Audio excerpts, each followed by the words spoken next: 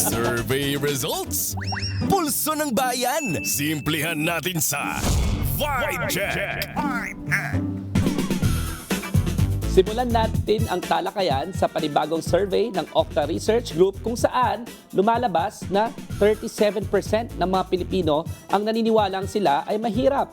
Bumaba ito kumpara sa 54% pero katumbas pa rin ito ng halos 10 milyong Pilipino. 10 milyong Pilipino. Bumaba rin ang nagsasabing sila ay food poor o kulang sa pagkain. Kaya nga, Dino, pero lumitaw din sa kaparehong survey na tumaas ng 18% o katumbas na mahigit 4 na milyong Pilipino ang nakaranas ng gutom.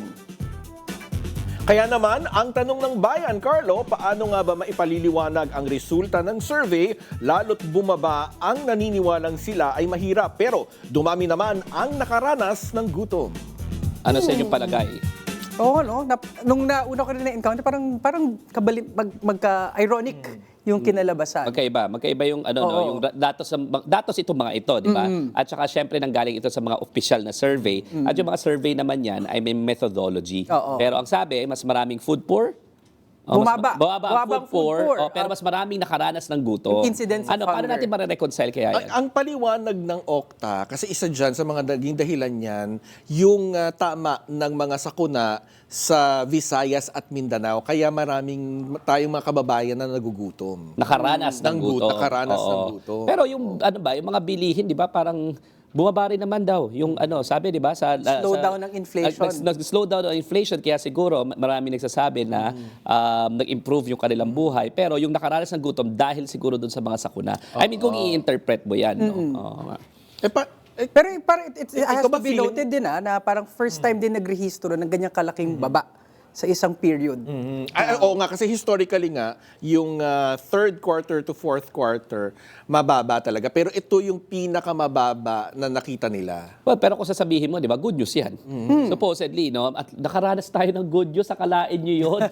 Dito sa With Baka Due dito nang Respect. gagaling yung sinasabing mas optimistic. Kasi di ba may isang pag-aaral din na ginawang WR na medyo optimistic ang 55% mo, kung di nagkakamali ng mga Pilipino, na iigi ang kanilang buhay. Minsan kasi, ito lang datos na nagsasabi, na baka doon din nang gagaling yung optimism na umangat ng konti ang kanilang buhay. Tsaka optimistic naman tayo pag magpapasko, di ba? Well, pag bumaba naman talaga yung, it makes sense, di ba, economically, sa basic economics, pag bumaba yung presyo ng bilihin, syempre, mas marami kang mabibili, di ba? Kung 1 kilo ng bigas yan, isang kalahating kilo na ng bigas, no? Mas mababa yung presyo ng ulam, so mas meron kang itatabi para may pambili ka ulit the next day, no? So, consistent yung inflation doon sa presyo, sa inflation, presyo ng bilihin, at saka yung mas maraming hindi magugutom. Supposedly, no? Supposedly. Pero yung mga sakuna nga, nandyan pa rin, no? So, baka kailangan talagang pag-ibayuhin pa yung kakayanan natin na hindi mo naman maiiwasan na magkakaroon ng bagyo.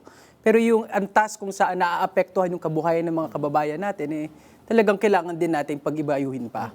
Or siguro tsaka baka iba yung prioridad din ng mga kababayan natin. Baka hindi naman din kasi pagkain yung prioridad nilang bilhin. Baka naman ibang bagay, di ba?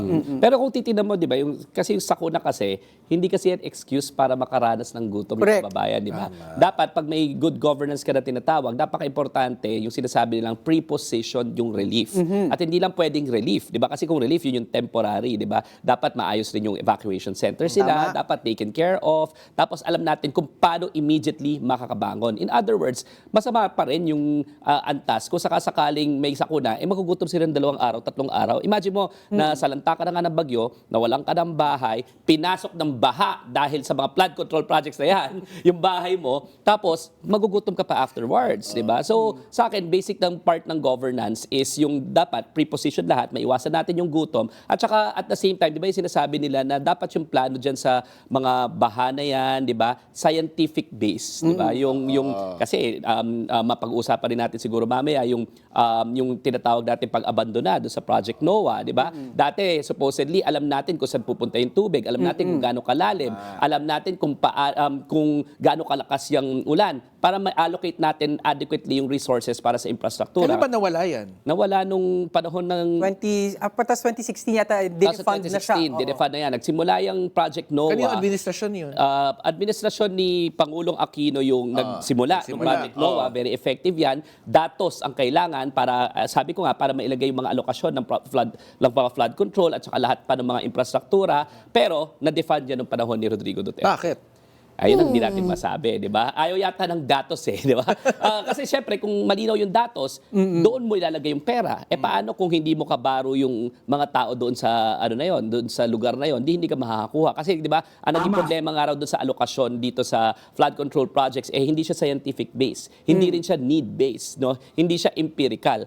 Malamang kung saan sila kikita, saan may Kickback patong, based saan ba? may kickback. Oo. So yan yung mga dapat naiiwasan natin. Kaya mas maraming mahugutom pag may sakuna. Di ba? Kasi to begin with, hindi tayo ready. No? So related rin yung sakuna at saka yung gutom. No?